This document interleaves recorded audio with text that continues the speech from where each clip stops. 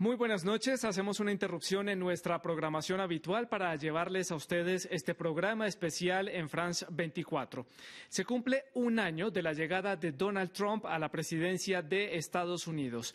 El 20 de enero del año 2017, un magnate polémico sin experiencia en el mundo de la política desafió los estándares de cómo debe ser el líder de la principal potencia económica del mundo. En este programa abordaremos temas como la política internacional, economía, medio ambiente, inmigración y la agenda legislativa de este primer año de gobierno de Donald Trump. Vamos a discutir estos temas con dos invitados en el estudio. En el estudio, Arlene Tigner es analista en Relaciones Internacionales de la Universidad del Rosario en la ciudad de Bogotá, y Carlos Andrés Arias es analista de Estrategia Política de la Universidad Externado de Colombia, también de la ciudad de Bogotá. Gracias por estar con nosotros aquí en el estudio de France 24. Y saludo en la ciudad de Washington también a otra invitada. Ella es Andrea Saldarriaga. Ella es analista del Associate Director del Latin American Center del Atlantic Council. Si estoy mal, Andrea, por favor, me corrige. Y también se suman a nosotros 4 periodistas de la redacción de France 24 que van a estar a lo largo de todo este programa ampliándonos información sobre los temas que les estaba mencionando anteriormente que vamos a analizar en este programa. Bueno, pues si les parece bien, entonces comencemos con el primer tema que tenemos preparado, y es la política internacional. Para muchos, Donald Trump lo han calificado como errático, que muchos sectores lo critican por no tener un plan específico en el área internacional. Otros dicen que su política de America First resume su política internacional un tanto egoísta. Entre los hechos pues, que han sobresalido este año está el distanciamiento que ha tenido con Irán, elegir a Corea del Norte como su enemigo internacional, continuar la lucha contra el terrorismo, la guerra en Afganistán, mantener el apoyo a los rebeldes sirios y a las milicias kurdas en Siria, entre otros temas. Comienzo entonces por preguntarle a nuestros invitados cuál es el balance que ustedes hacen de este primer año de Donald Trump en Estados Unidos. Empezamos por Arlene. Yo encuentro poco que reivindicar, por no decir nada, de este primer año de presidencia de Donald Trump. En temas de política internacional, no solo ha sido errático, sino que ha roto con distintos cánones de conducta que ha llevado tanto a Estados Unidos durante décadas, sin importar el partido en el gobierno, sino las reglas de juego generales de la diplomacia. Y esto ha generado un ruido y una incomodidad a nivel internacional, siendo Estados Unidos el país que creo que preocupa en términos del orden mundial que estamos viviendo en este momento. Carlos Andrés, su opinión. Pues mi opinión es que no me sorprende. Digamos que todo lo que acaba de decir mi colega es absolutamente cierto, pero no sorprende. Yo creo que el gran asunto aquí es por qué nos sorprendemos de lo que está haciendo, si lo que se sabía lo está cumpliendo. Es decir, para ser un poco paradigmática, mi opinión, está siendo coherente con su estrategia electoral, está siendo coherente con lo que es su construcción de imagen pública, está siendo coherente con lo que es su perfil político. Porque a diferencia de lo que, digamos, piensan algunos, yo pienso que Donald Trump sí ha sido un político. No solamente ha sido un empresario, sí ha sido un político. Y ha estado detrás del cargo de la Casa Blanca durante muchos años. Sus relaciones internacionales no sorprenden, sus relaciones internacionales obedecen a ese leitmotiv que lo ha llevado a él a ser un empresario controvertido y a manejar todas sus dinámicas empresariales y políticas a partir del show business. En Washington, Andrea, ¿cuál es su opinión, su balance de este primer año de Donald Trump en la presidencia, en la Casa Blanca? Pues mira, yo creo que nosotros desde el análisis que hacemos en nuestro Centro de América Latina siempre pensamos que no hay que analizar solamente la retórica, sino también las políticas públicas que en realidad se están implementando. Como sabemos, para los Estados Unidos, como lo es para cualquier país del mundo, el primer momento en el que se sientan en la presidencia no pueden empezar a implementar este tipo de políticas. En el caso de Latinoamérica hubo bastantes demoras en poder confirmar las personas que iban a estar a cargo del hemisferio occidental. Y a causa de eso, digamos que vemos algunas retóricas que se han repetido una y otra vez en el tema de inmigración, en el tema de los mexicanos, en el tema, digamos, de Corea del Norte, en el tema de Irán, pero todavía en términos de política no vemos sino algunos pasos concretos. Temas concretos se ven en el tema de NAFTA, del Telecan, de la renegociación de ese acuerdo. Temas concretos lo vemos en la cancelación del estatus protegido que tenía El Salvador, que tenía Haití, y ahora las conversaciones que se están teniendo sobre Honduras. Sí, pero yo creo que más allá de la retórica hay que ver es específicamente qué se está haciendo en temas de política. Andrea, esos son temas que vamos a ir analizando a lo largo de este programa más adelante, efectivamente. Pues David González, periodista de France 24, nos cuenta en su reportaje los principales hechos en la política internacional bajo el gobierno Trump. Donald Trump prometió en campaña desarrollar una política exterior que pondría a Estados Unidos primero, y así lo ha hecho. Las controversias no han sido pocas. La relación entre Estados Unidos y Corea del Norte nunca ha sido cercana, pero el discurso de Trump ha aumentado en agresividad. Vía Twitter escribió el 3 de enero, luego que las pruebas de misiles del régimen de Kim Jong-un sobrevolaron el mar de Japón. El líder norcoreano Kim Jong-un acaba de decir que tiene un botón nuclear en su escritorio todo el tiempo. ¿Podría alguien de su disminuido y hambriento régimen decirle que yo también tengo un botón nuclear, pero es mucho más grande y poderoso que el suyo, y mi botón funciona? Pero no ha sido solo Corea del Norte el objeto de sus discursos por las armas nucleares. Irán es otro de sus constantes blancos de ataque. Trump ha buscado por todos los medios detener el programa nuclear de ese país. Sancionó la Guardia Revolucionaria por terrorismo y ha repetido que Irán es una amenaza constante para la estabilidad del Medio Oriente. Incluso atacó el acuerdo de su predecesor Obama. Dijo que era un paño de agua tibia en la carrera armamentística de Irán. Hoy estoy anunciando nuestra estrategia, junto con varios pasos que estamos dando para confrontar las acciones hostiles del régimen iraní y para asegurar que nunca, y yo digo nunca, ese país adquiera un arma nuclear.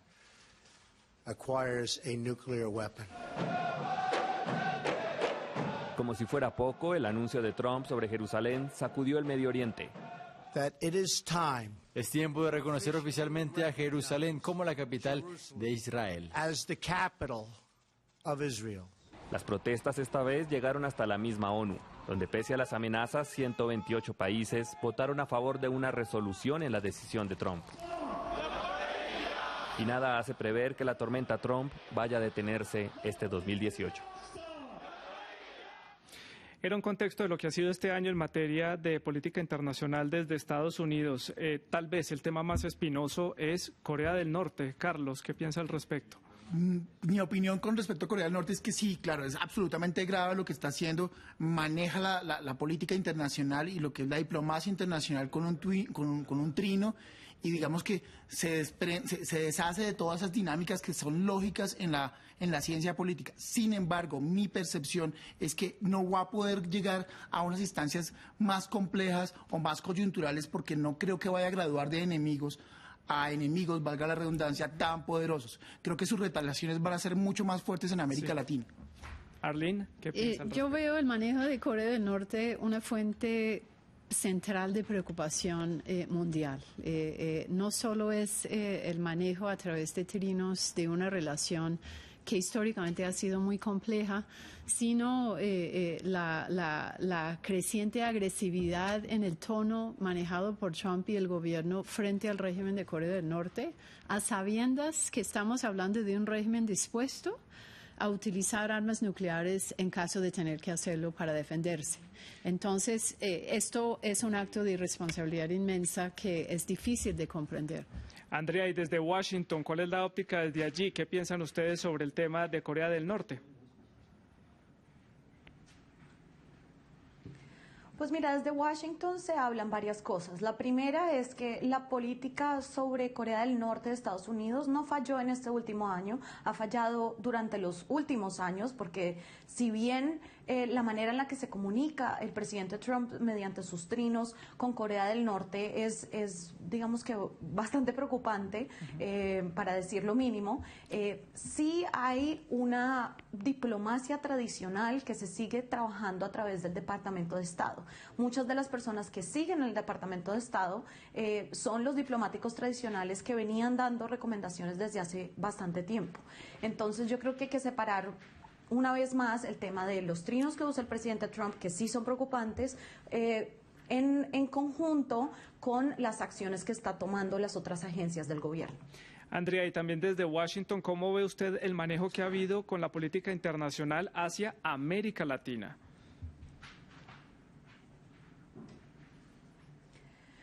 Pues mira, el tema es preocupante en dos categorías. La primera es que estamos volviendo a que se habla solamente de América Latina en términos de drogas, en términos de migración, y Latinoamérica es muchísimo más que eso. Son países que cada vez son países más importantes a nivel mundial, que están creciendo económicamente, que claro, tenemos problemas y los estamos solucionando, pero que no solamente somos una región de drogas y de migración. Sí. Por otro lado, también el tema comercial, veremos qué pasa cuando se terminen las negociaciones del TLCAN. Eso va a sentar pautas para otros países. Arlene, ¿coincide usted en que Estados Unidos ve otra vez a América Latina como el patio trasero, el que deja olvidado en ciertos aspectos?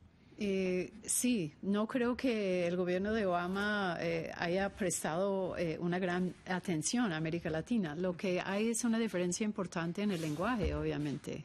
Obama hablaba de ser socios, de interactuar en términos de paridad. Trató de mover el tema de drogas hacia una desecuritización y permitió, de hecho, que en la región hubiera flexibilización en las políticas antidrogas. Ahora tenemos un regreso a un lenguaje mucho más agresivo y mucho más estigmatizante de migrantes y de ciertas comunidades en la región que creo que son alarmantes. Carlos, ese manejo de ese lenguaje a la luz de un mandatario en una región donde tiene muchísima influencia, ¿cómo se percibe eso? Mire, en ese aspecto puntual estoy absolutamente de acuerdo, coincido perfectamente con cualquier tipo de análisis que se haga alrededor de la violencia y la agresividad del lenguaje. Y no solamente porque el lenguaje como tal nos genera algún tipo de repudio en términos de los derechos civiles y políticos que tenemos, los derechos fundamentales, sino porque ese tipo de lenguaje empleado por un líder como es Donald Trump, de una u otra forma se ve reflejado en las bases más radicales ideológicas de los Estados Unidos, que pasan del lenguaje a los hechos. Sí. Eso es lo que es verdaderamente preocupante, más allá del lenguaje de él, claro, que es absolutamente grave, pero lo que va colateralmente al lenguaje, que son las acciones que se desprenden de ese lenguaje, que es recogido por las bases ideológicas más radicales de los Estados Unidos, es el que atenta contra los migrantes, es el que atenta contra una xenofobia internacional. Sí. Pues dejamos este tema en punta, tengo que seguir con la agenda que tenemos para el programa, y si hay algún tema en el que coinciden los analistas en destacar de este primer año es el crecimiento económico que ha tenido Estados Unidos. El desempleo llega al 4,1%, es el más bajo en 16 años, han sido creados cerca de 1 millón de empleos y hasta el índice bursátil Dow Jones ha tenido récords que no se habían visto en su historia. Le pregunto entonces a mis invitados en el estudio de Washington, ¿coinciden ustedes en que estos buenos resultados son parte de la gestión o de buenas acciones que ha tenido Donald Trump, o simplemente es parte de ese impulso que logró hacer Barack Obama, porque recordemos que él recibió el país en unas condiciones económicas mucho más difíciles y logró hacer despegar la economía? Arlene, creo que está que habla al respecto. Yo creo que es imposible atribuir el buen estado de la economía estadounidense a Donald Trump. Esto es un rezago del buen manejo que tuvo Obama durante sus dos gobiernos, luego de heredar, como se acaba de señalar, una situación crítica a la luz de la crisis financiera global. Lo que sí es cierto es que la bolsa bursátil ha reaccionado positivamente a las propuestas de ahora ley de reducción de impuestos para empresas y de los más ricos. Entonces, lo que estamos viendo en el mercado bursátil es una expectativa positiva acerca de las ventajas que la política fiscal de de Trump y de impuestos va a brindar para las empresas. Pero creo que es importante separar empleo y crecimiento económico, PIB, de lo que es el mercado bursátil en ese sentido. Pues para ampliar este tema está con nosotros en el estudio María Camila Hernández de la redacción de Economía de France 24, que tiene más información al respecto. María Camila, adelante, bienvenida. Muchas gracias. Bueno, pues Santiago, según los expertos, el buen momento actual de la economía en Estados Unidos es en parte un proceso que viene de años atrás y en el que el presidente Trump estaría recogiendo los frutos tanto en crecimiento económico como en la recuperación del mercado laboral. Pero a ese proceso de recuperación se le suman medidas que, según los expertos, el presidente Trump ha tomado y que los mercados han interpretado como aciertos. En cuanto al crecimiento del PIB, los últimos datos oficiales muestran que en el tercer trimestre del año pasado la economía estadounidense creció un 3,2, una aceleración que no se veía desde principios del 2015. Sin embargo, esta recuperación no es exclusiva de Estados Unidos, sino que hace parte de una tendencia global. Según cálculos de la OCDE, el crecimiento del PIB global para el 2017 será del 3,5%, que es el mayor crecimiento desde el 2010. Y de acuerdo con el Fondo Monetario Internacional, esta recuperación continúa este año, pues el 2018 será el año con menos países en recesión en la historia. En cuanto a la tasa de desempleo, es cierto que esta se encuentra en mínimos de hace más de una década, pero también se trata, una vez más, de un proceso que comenzó con el gobierno de Barack Obama y por el que también se le debe dar parte del crédito a la gestión de la Reserva Federal en cabeza de Janet Yellen. En cuanto a los aciertos de Donald Trump, los que indican los expertos, el más importante sería la reforma tributaria, que incluye un recorte de impuestos corporativos del 35 al 21%. Mucho antes de que se aprobara esta ley, como ya lo han resaltado, tan solo la expectativa de un recorte tributario disminuyó la aversión al riesgo y le dio confianza al sector corporativo. Y después de aprobada esta reforma, también ha tenido efectos. Estos un poco más concretos que se traducen en los anuncios de empresas como Walmart de subir los salarios a sus empleados o Apple que repatriará capitales que tiene en el extranjero. La confianza también se ha sentido en los mercados con el impulso que han tenido los índices accionarios. Durante el 2017, la revalorización del Dow Jones fue mayor que durante el primer año de cualquier otro presidente estadounidense. Y como vimos esta semana, el principal indicador de Wall Street cerró por primera vez por encima de los 26.000 puntos.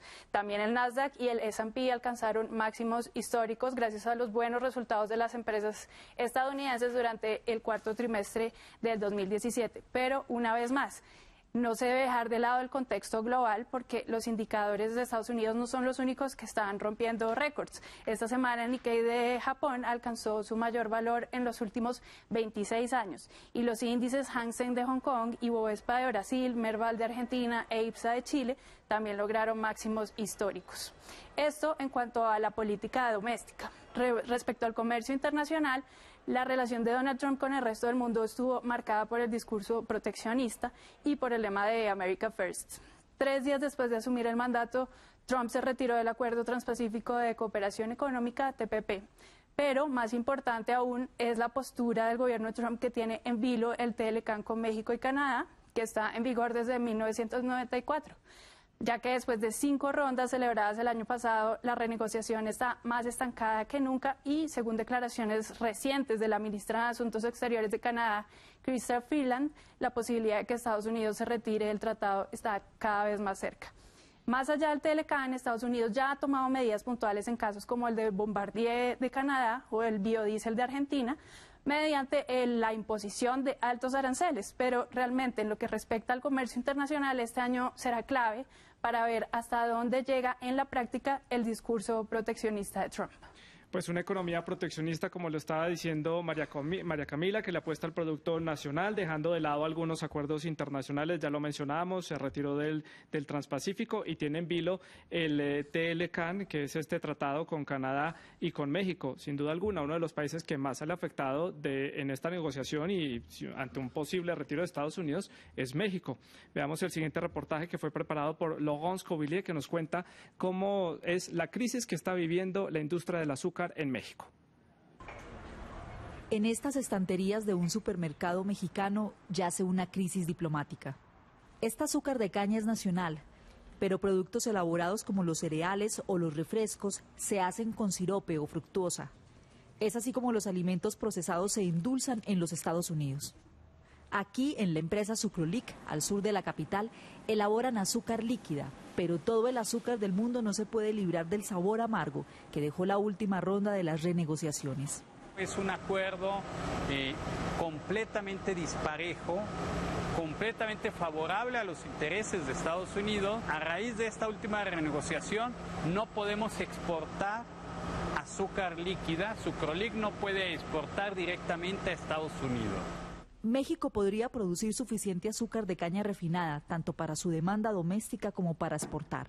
Pero sus manos están atadas. En junio, Estados Unidos limitó drásticamente las importaciones de azúcar mexicana. Su meta era mantener en el negocio a sus propias refinerías. Ahora, Washington compra azúcar sin refinar de México a precios bajos y exporta sirope a su vecino.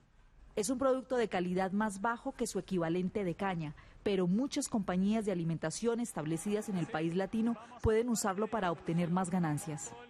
Enrique asegura que tiene una lucha por delante. Obviamente, si se frenara el tema de la fructosa, las ventas se nos van a volver a repuntar, pero hasta el cielo. México es mucho más fuerte que el simple Telecán. No es posible que más del 80% de nuestro comercio es con Estados Unidos, cuando tenemos más de 45 tratados de libre comercio firmados con el mundo. Muchas de las esperanzas y promesas que llegaron con el Telecán hace 25 años no se han materializado. Para los productores de azúcar mexicanos, este tratado es todo menos libre. Carlos, comentarios al respecto rápidamente. Uno que se me quedó en el tintero, rápidamente. El tema económico de Trump es tan complejo y tan delicado porque es a corto plazo. Lo que está sucediendo es que en este momento hay una onda en la que todo el mundo se siente beneficiado, los empresarios se sienten beneficiados. El verdadero análisis de esa dinámica o de esa política económica se va a ver en el 2019-2020, cuando, entre comillas, esa burbuja que en este momento tiene extasiados a los empresarios en Wall Street se reviente. Bueno, cambiamos de tema, vamos a hablar ahora del medio ambiente, que es un tema que ha ayudado también a impulsar o a terminar de darle esa aceleración a la economía de Estados Unidos gracias a unas medidas que ha tomado el presidente Donald Trump. Le doy la palabra a nuestra periodista encargada de los temas medioambientales, Marina Colorado. Adelante, Marina, buenas noches. Gracias. Buenas noches. La política medioambiental del presidente Trump realmente lo que ha hecho ha sido deshacer lo que la administración del presidente Obama hizo desde el 2008. Desde los nombramientos que el presidente Trump hizo para liderar las secretarías y entidades relacionadas con el medio ambiente y la energía, se pudo ver la tendencia hacia la desregularización de su gobierno, en especial en lo referente a los combustibles fósiles. Tanto Rick Perry, secretario de Energía, como Scott Pruitt, administrador de la Agencia de Protección Ambiental, han declarado abiertamente su escepticismo en cuanto a la influencia de la actividad humana y de la quema de combustibles fósiles en el cambio climático. La elección de Scott Pruitt como el líder de la Agencia de Protección Ambiental fue de las más controvertidas. Pruitt, antiguo procurador general del estado de Oklahoma, recibió grandes donaciones de la industria energética y además fue súper crítico contra las regulaciones de la agencia que él ahora mismo lidera. De hecho, durante este periodo demandó a la Agencia de Protección Ambiental 14 veces. Otra de las decisiones controversiales que tuvo el presidente Trump fue la que tomó el 24 de enero, en la que firmó una orden ejecutiva que revertía el bloqueo que el presidente Obama había puesto al avance de la construcción del oleoducto Keystone XL y de la finalización y apertura del Dakota Access Pipeline, también otro oleoducto. El Keystone XL uniría las tuberías en Canadá con Nebraska y transportaría miles de barriles de crudo desde Canadá hasta el Golfo de México. El proyecto sigue encontrándose con obstáculos en su camino, pero recientemente la compañía a cargo del proyecto, TransCanada, anunció que ha conseguido ya varios posibles clientes que asegurarían el comienzo de las obras en 2019. Dakota Access empezó a operar en junio, tras meses de protesta por parte de la comunidad Sioux en Standing Rock, en Dakota del Norte, que aseguran que el oleoducto atraviesa zonas consideradas sagradas por la comunidad india americana. Fue una de las protestas más mediatizadas, con muchísimos seguidores en redes sociales y desafortunadamente en los 6 primeros meses que lleva de funcionamiento ya ha sufrido 5 derrames. Nos enfocamos en una tercera decisión que podemos resaltar, que es la que tomó o la que anunció el 1 de junio del año pasado. Donald Trump, en la Casa Blanca, anunció su intención de sacar a Estados Unidos del Acuerdo de París. El país norteamericano se convertía así en el único país en no formar parte de este tratado después de que Siria y Nicaragua anunciaran su inclusión. Sin embargo, debido a los mecanismos oficiales de salida del Acuerdo de París, este anuncio realmente no tiene validez real, no se puede materializar hasta el 4 de noviembre del 2020, curiosamente un día después de las elecciones presidenciales en Estados Unidos. Una de las cosas curiosas que ha sucedido con todas estas decisiones de Trump es que en Estados Unidos ha surgido una conciencia medioambiental desconocida un poco hasta entonces, ¿no? Varias organizaciones comunitarias y estados como Nueva York o California se han unido en un movimiento llamado We Are Still In, seguimos dentro, haciendo referencia al Acuerdo de París, y su mensaje es claro: están comprometidos a encontrar maneras para que Estados Unidos transicione a una economía menos basada en el carbón desde un punto de vista estatal y local. Marina, muchas gracias por ponernos en contexto en cuanto al tema ambiental. Ahora voy con mis invitados. Les pregunto, ¿coinciden ustedes en que no hay una sintonía entre el gobierno Trump y lo que está pasando alrededor del mundo, que hay tantas políticas medioambientales, hay tantos impulsos por parte de Europa para mejorar este tema, y que simplemente él quiere dejar de lado todo lo que hizo Barack Obama en los últimos 8 años? ¿Quién me responde por acá? En efecto, hay una obsesión en Trump por deshacer todo lo que había logrado Obama. Y esto lo observamos en múltiples temas como salud y medio ambiente. Entonces, creo que esto es un punto clave. Puede que no esté convencido ni siquiera de lo que está haciendo en temas ambientales, pero con miras a alejarse de las políticas insignia de Obama, ha ido implementándolos. Y esto a nivel mundial ha sido una fuente importante de alejamiento de posiciones crecientes de protección ambiental que han tenido no solo los países europeos, sino China. Es muy paradójico que hoy en día uno de los grandes líderes de la discusión sobre calentamiento global a nivel mundial es China, sí, que ha innovado en energías limpias, que está realmente lucrando política y económicamente del vacío dejado por Estados Unidos en este tema. Me voy hasta Washington. Andrea, nuestra invitada.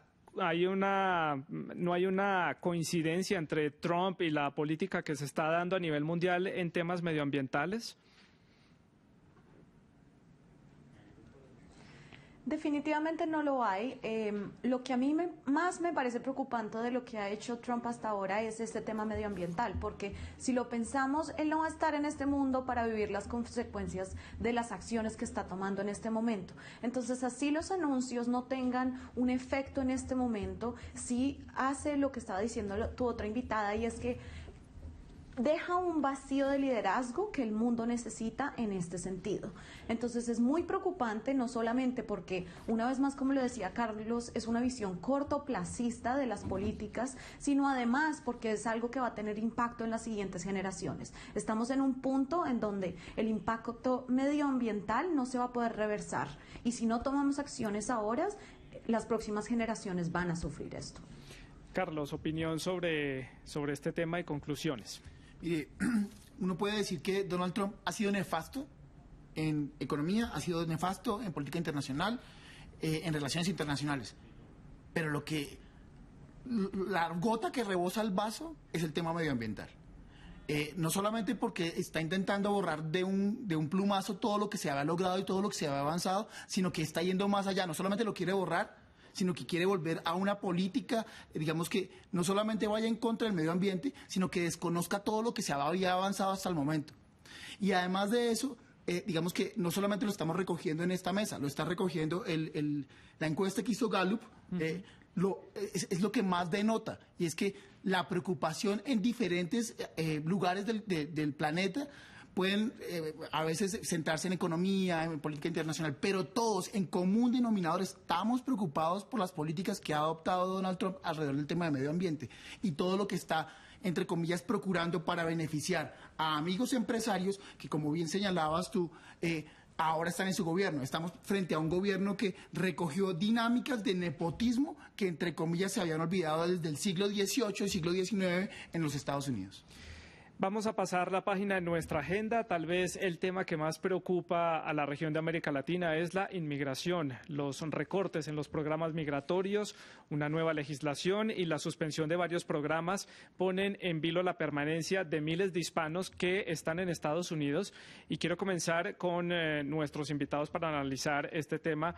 Arlene, opinión sobre este tema que pues era una promesa de la campaña, no progresa tampoco en el Congreso y dejaría también a miles de personas al borde de la deportación. Sí, yo creo que aquí hay varios frentes que mencionar. El primero tiene que ver con las nuevas restricciones adoptadas frente a los que llegan de ciertos países tildados de peligrosos, como Siria, Somalia y varios otros países. Entonces, esto ha llevado a un cierre de las fronteras que ha sido combatido en las Cortes, pero también a una estigmatización de los migrantes crecientemente asociados con terroristas que no es positivo.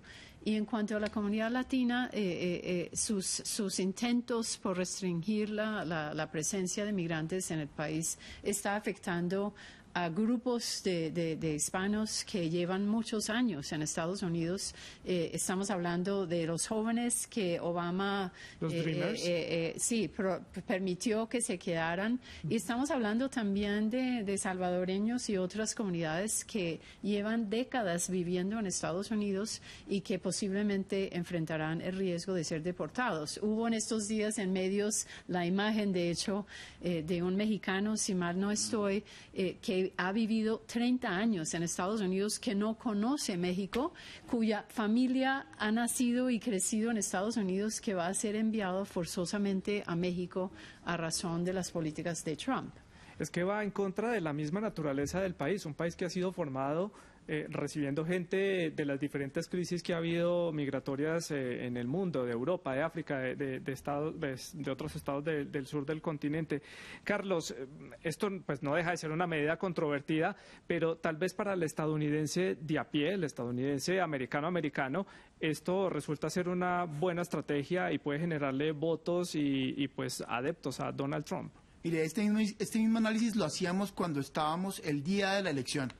Y la pregunta del análisis de ese día era, ¿cómo es posible que mexicanos, miembros del Partido Republicano, que con origen mexicano, con origen latino, promuevan este tipo de medidas migratorias? Y claro, la respuesta es, yo soy legal, yo soy un mexicano legal, lo que yo quiero es evitar que un mexicano ilegal entre y me quite mi trabajo. Entonces, claro, eso de una u otra forma favorecería ¿qué aspecto puntual? Los próximos 4 años. O sea, esto digamos que el análisis aquí no hay que mirarlo en la circunstancia que es coyuntural, que es de ahora, que claro que es grave. Lo que verdaderamente tendríamos que analizar es cómo empezamos a mover desde diferentes puntos, desde diferentes dinámicas mediáticas, que esto de una u otra forma le dé una vuelta. De lo contrario, en 4 años vamos a tener a un presidente Trump empoderado por esta política que muy seguramente va a ser más fácil de reelegir. Andrea, en Washington, allí con los hispanos, pues la situación de muchos que están en estado de irregularidad es muy complicada, el miedo de ser deportados existe. Desde su óptica, se ve como que el gobierno le está dando la espalda a esta clase que llegó a trabajar al país, que es necesaria para la economía de los Estados Unidos, y también le está dando la espalda de pronto a personas que llegaron por problemas en sus países de origen, por conflictos, por guerras, como pasa con los sirios, como en su momento los salvadoreños, los colombianos, y ahora con los venezolanos que están llegando masivamente a Estados Unidos.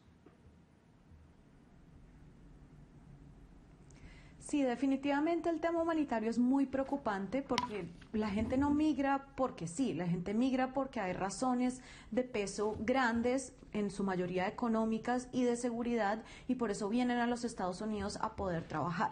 Ahora, yo creo que vamos un paso más allá de lo que está pasando en este momento.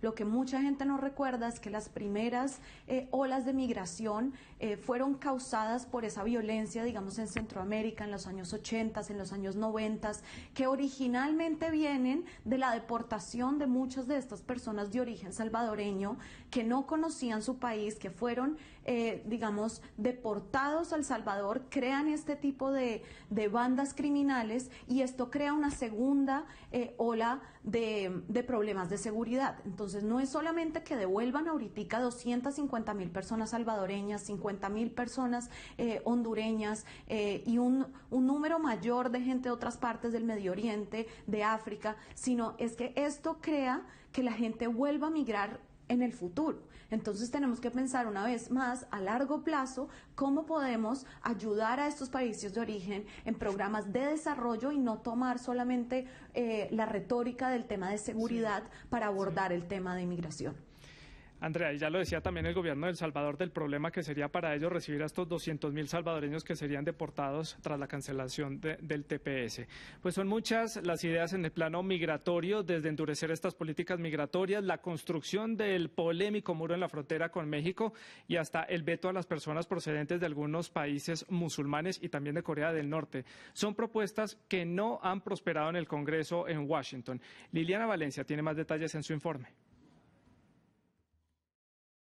Apenas unos días después de llegar a la Casa Blanca, el presidente Donald Trump lanzó su polémico veto migratorio contra ciudadanos de 7 países de mayoría musulmana: Irak, Irán, Siria, Somalia, Sudán, Yemen y Libia. Esta es la protección de la nación contra la entrada de terroristas a Estados Unidos. Sin embargo, la Corte Estatal bloqueó la aplicación de la medida. Trump presentó una segunda versión en marzo sin Irak. Nuevamente fue parcialmente bloqueada, pero el mandatario intentó por tercera vez.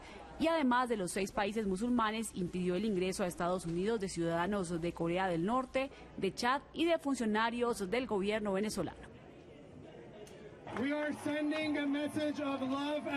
La Corte Suprema de Estados Unidos ratificó a principios de diciembre esta tercera versión. La medida fue considerada discriminatoria por congresistas estadounidenses y por la comunidad internacional. Su siguiente paso fue la eliminación del programa de acción diferida para los llegados en la infancia, DACA. Esta medida cobija a los hijos de personas que llegaron ilegalmente a Estados Unidos, conocidos como los Dreamers o soñadores. Se trata de alrededor de 800.000 jóvenes. La decisión generó protestas a nivel nacional.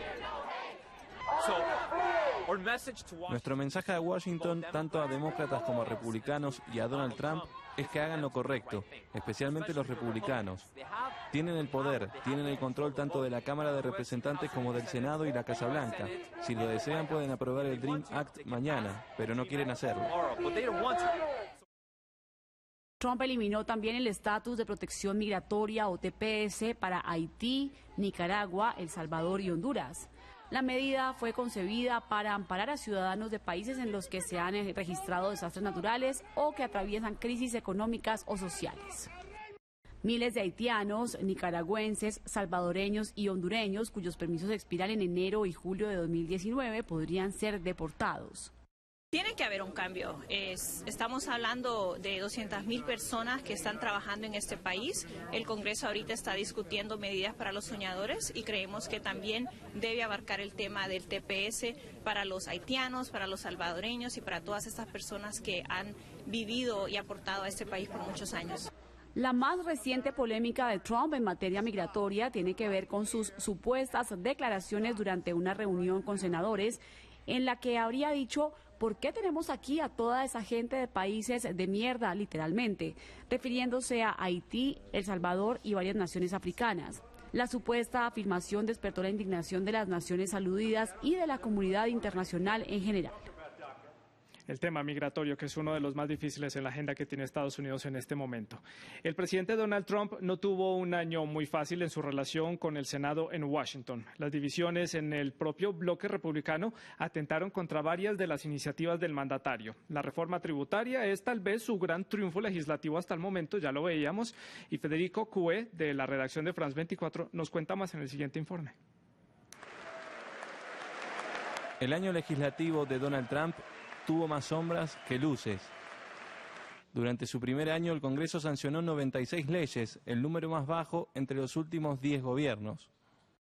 Para compensar, el mandatario firmó 58 órdenes ejecutivas, más del doble que Barack Obama en el mismo periodo y la mayor cantidad en 50 años. Recién al cierre de 2017, el presidente estadounidense sumó su primer gran logro en el Congreso, la aprobación de la reforma tributaria, que representó el mayor recorte impositivo en los últimos 30 años. Esta es una de las leyes más importantes que el Congreso ha aprobado en décadas para ayudar al trabajador estadounidense a crecer la economía. Para los republicanos, la reforma dará impulso a la economía. Para los demócratas, es un golpe a las clases más necesitadas, que entre otras cosas recibirán menos ayudas para contratar sus seguros médicos. Justamente, esa reforma fue la vía que encontró Trump para debilitar el Obamacare, tras no lograr la aprobación de su proyecto de ley en julio. La derogación del plan sanitario de Barack Obama ha sido una de las obsesiones de Trump desde el inicio de su mandato. Obamacare es un total y completo desastre. Al no lograrlo por la vía legislativa, lo recortó mediante un decreto que eliminó los subsidios que concedía a las aseguradoras y permitían a los sectores de menores ingresos asumir el pago del seguro médico. La construcción de un muro fronterizo con México fue una de las promesas más sonoras de la campaña de Trump. Justificado en la necesidad de detener la inmigración irregular, el presidente insiste con un proyecto faraónico a ser pagado por México. Vamos a tener un muro para mantener afuera a los vendedores de drogas, los narcotraficantes y los cárteles criminales. México tiene un problema tremendo con el crimen y queremos mantener eso fuera de nuestro país. Sin embargo, su iniciativa encontró resistencia en el Congreso para lograr el financiamiento necesario. Y la primera victoria legislativa significativa de Trump se dio en abril. Gracias a un cambio de reglamento, el Senado aprobó por mayoría simple la nominación del conservador Neil Gorsuch a la Corte Suprema de Justicia tras la muerte de su antecesor, Antonin Scalia. La agenda legislativa de Trump para 2018 incluye desafíos de peso como lograr la reforma de prestaciones sociales, la aprobación de un plan de inversión en infraestructura, la modificación del sistema de salud y la mencionada reforma migratoria. De tire y afloje esa relación entre el presidente Trump y el Congreso. Andrea, en Washington, tomemos el tema de la reforma tributaria. ¿Lo podemos tomar desde allí como una jugada política también para reivindicarse con los ciudadanos y acercarse un poco más a los estadounidenses que desde el primer momento empezaron a cobrarle sus jugadas políticas y su llegada a la Casa Blanca? Definitivamente, y después de las dos pérdidas que había tenido, de los dos intentos de tratar de reversar Obamacare, este tema tributario viene para reivindicarse con su electorado. Entonces, tienen no solamente muy contentos a su electorado, sino es una manera también de conseguir más amigos sobre todo en Wall Street y de las compañías grandes que con gran razón están muy contentos con la reducción de los impuestos. Ahora, algo que discutíamos anteriormente, no es solamente el tema de crecimiento económico, también es el tema de cómo se están distribuyendo estos beneficios sociales. Y definitivamente las clases más pobres y la clase media no se está viendo beneficiado de esto. Una vez se den cuenta, creo que les va a cambiar su opinión sobre el presidente Trump. Andrea, gracias. En Washington, también incluso en el mundo del deporte, Donald Trump ha causado polémica. El mandatario tiene dos detractores o críticos, llamémoslos así, dentro de la Liga de Baloncesto y también en otros deportes allí en los Estados Unidos. Está con nosotros Juan Pupiales, ustedes ya lo conocen, de la redacción de Deportes de France 24. Juan, adelante. ¿Qué tal, Santiago? Si Donald Trump ha tenido inconvenientes con dos estrellas de la NBA, hablamos de nada menos y nada más que LeBron James, que es la estrella de los Cleveland Cavaliers, y con Stephen Curry, que es la estrella de los Golden State Warriors, que es el equipo actual campeón de la NBA. Resulta que en septiembre Donald Trump dijo que le retiró la invitación a Stephen Curry para visitar a la Casa Blanca. En Estados Unidos es tradición que el equipo que gana el campeonato nacional vaya a visitar al presidente de los Estados Unidos. Trump dijo que no, que le retiraba la invitación a Stephen Curry. Stephen Curry dijo no, él no me retiró la invitación, yo no quería ir. Él no dio argumentos, él dijo yo no quería ir a la Casa Blanca. Y ahí llegó LeBron James con un tuit del 23 de septiembre. Dice LeBron James textualmente al presidente de los Estados Unidos, holgazán, Stephen Curry ya dijo que no va a ir, así que no hay invitación. Ir a la Casa Blanca era un gran honor hasta que apareciste. Eso le dijo LeBron James al presidente de los Estados Unidos. Después, LeBron James argumentó que Donald Trump intenta dividir a Estados Unidos a través del deporte. Esa fue una de sus principales polémicas, metiéndose con dos estrellas mediáticas de Estados Unidos, dos ídolos en Estados Unidos, LeBron James por una parte y Stephen Curry por otra parte. Pero hay otra polémica con otro deporte muy importante en los Estados Unidos, que es el fútbol americano, con la NFL. Resulta que en 2016 un jugador que se llama Colin Kaepernick, que es mariscal de campo en ese entonces de los San Francisco 49ers, él comenzó a hacer una protesta que consiste en arrodillarse o cruzarse de brazos cuando suena el himno de los Estados Unidos. Él lo hacía en rechazo a los abusos policiales, sobre todo contra la población afroamericana. Este año esa protesta tuvo su culmen. Cientos y cientos de jugadores de la Liga de Fútbol Americano de Estados Unidos comenzaron a realizar esa protesta, tanto que exasperaron al presidente Donald Trump, que dijo textualmente que aquellos que hagan esa protesta son hijos de puta, dijo él, literalmente. Y aquí Kaepernick empezó a decir que se formó un complot en contra de él. Kaepernick ahora mismo no tiene equipo. Él dice que por haber comenzado esa protesta ahora no lo quieren contratar. Y hay otro elemento muy interesante. Resulta que al menos 7 dueños de la NFL donaron $1 millón para la campaña inaugural de Trump. Y ahora muchos de ellos, por ejemplo, Shad Khan, que es el dueño de los Jacksonville Jaguars, de los Jaguares de Jacksonville, ahora están respaldando esta protesta de los jugadores en rechazo a los abusos policiales y en rechazo al himno nacional de Estados Unidos, que es algo que está exasperando a Estados Unidos. La pregunta es, ¿por qué apoyaron la campaña? ¿Por qué apoyaron y ahora pues ya no les pareció y entonces ahora son contradictores de el presidente Donald Trump? Avanzamos en nuestra agenda. Llama la atención también su relación con los medios de comunicación. Sus comentarios en algunos casos son desacertados, son criticados, son polémicos y han sido parte fundamental de este primer año de gobierno. So help me God. Congratulations, Mr. President. A Donald Trump le tomó menos de 24 horas iniciar su primer escándalo presidencial. Su blanco, los medios de comunicación. Un día después de su juramentación, declaró su descontento con la labor de los periodistas. Tengo una guerra con los medios. Son los seres humanos más deshonestos en la Tierra. En julio, retuiteó este videomontaje, que lo muestra como un luchador que golpea al logo de CNN. El presidente atacó varias veces a varios reporteros, incluidos 2 reconocidos presentadores de MSNBC. Bajo coeficiente intelectual Mika y psicópata Joe. Su colección de errores también incluye algunos comentarios racistas, los más recientes. ¿Por qué tenemos aquí a toda esta gente de países de mierda? Lo dijo en referencia a inmigrantes de El Salvador, Haití y varias naciones africanas en una reunión con senadores. El presidente también atacó a otros funcionarios por motivos raciales, como a Elizabeth Warren, por su ascendencia nativa americana. Pocahontas no está feliz. Ella es la peor. Cuando un manifestante antifascista fue asesinado en una manifestación a favor de la supremacía blanca en Charlottesville, dijo que había gente buena en ambas partes. Parece que nadie está a salvo de la hostilidad de Donald Trump, y menos otros políticos.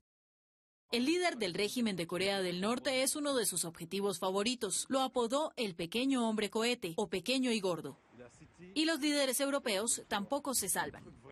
Tergiversó las palabras del alcalde de Londres después de un ataque terrorista en la capital británica. Al menos 7 muertos y 48 heridos en un ataque terrorista, y el alcalde de Londres dice que no hay razón para alarmarse. También dijo que Angela Merkel hace daño a Alemania con su política migratoria. Cree que la decisión de la canciller alemana de darle la bienvenida a los refugiados es un error catastrófico.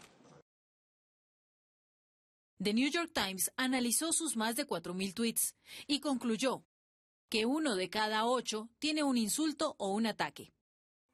Pero entre sus errores hay algunos que simplemente decepcionan, como el ahora viral tweet Covfefe, que publicó una noche.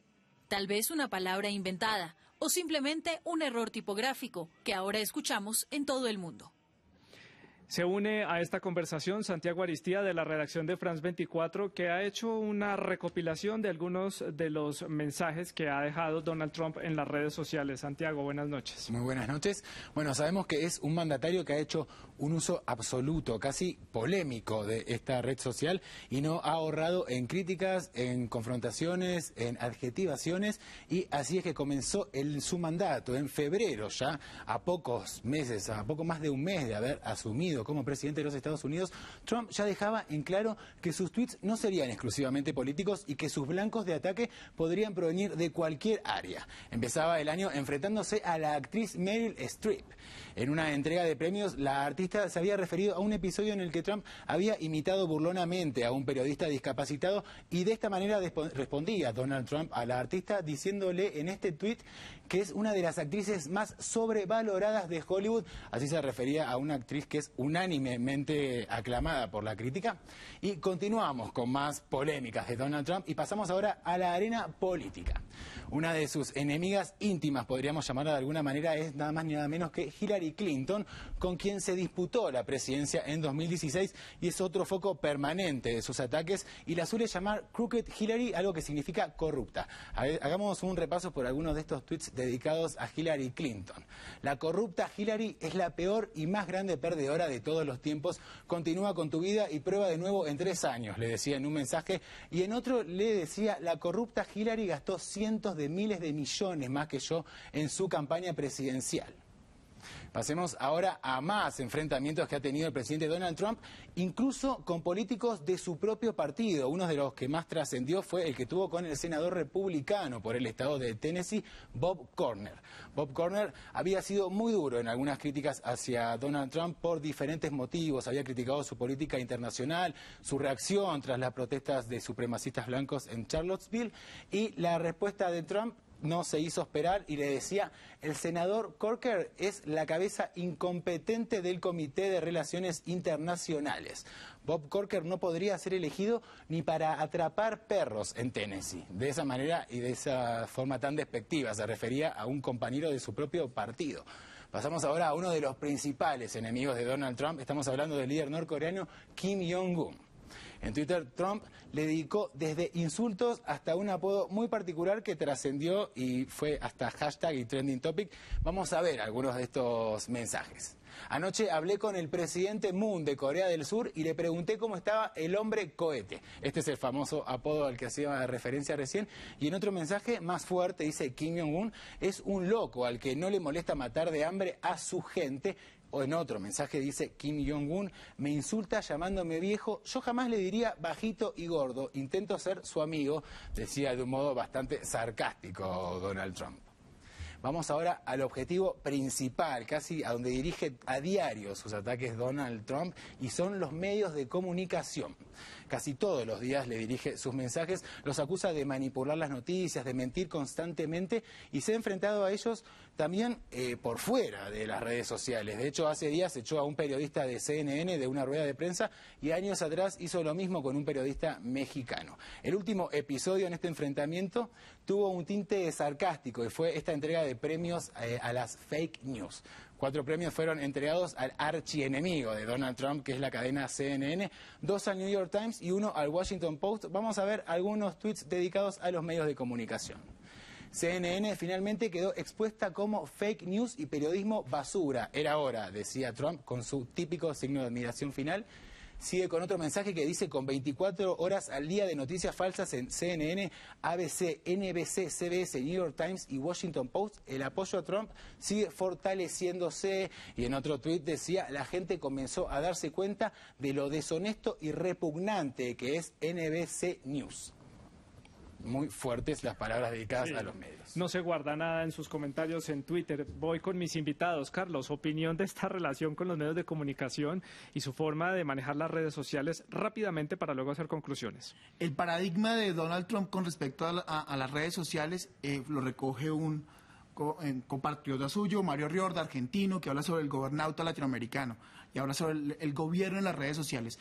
Donald Trump entendió que puede y debe gobernar por las redes sociales, que no debe pasar por los medios de comunicación para legitimar su discurso. Y a partir de eso, sabe y entiende que puede comunicarse por intermedio del Twitter, no solamente con los líderes políticos, sino con los ciudadanos. Y allí es que crea una nueva atmósfera que le permite a él ser irreverente, pero al mismo tiempo crear todo un bloque de comunicación y de verdad sobre su gobierno, independientemente de lo que los digan. Y al mismo tiempo termina minimizando, ridiculizando y quizá incluso aplastando a medios tradicionales con toda la legitimidad. Una última, y es que a partir de esto es que creo yo que películas tan interesantes como Coco, por ejemplo, sí. La nueva película que rápidamente sobre Steven Spielberg es súper importante. Andrea, en Washington, rápidamente, 20 segundos, conclusiones positivo y negativo de este primer año de Donald Trump. Positivo lo que ha hecho con Venezuela.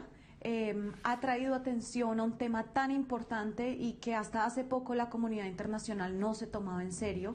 Negativo, que le está dando pie a otros países para llenar los vacíos que está dejando. China, por ejemplo, está cada vez construyendo relaciones más importantes con la región latinoamericana y eso implica que Estados Unidos va a tener que volver a construir este terreno que va a perder en los próximos años. Andrea, gracias en Washington por estar con nosotros en este especial de France 24 aquí en el estudio. Arlene, positivo y negativo de este año de Donald Trump. Y a mí me cuesta mucho encontrar algo positivo de este gobierno, tanto en su política interna como internacional. Creo que de lo único que podríamos hablar en términos medianamente positivos es la continuación de la lucha contra el Estado Islámico, que es un rezago del gobierno de Obama y que ha reducido considerablemente el control territorial y el poder militar de esta organización terrorista.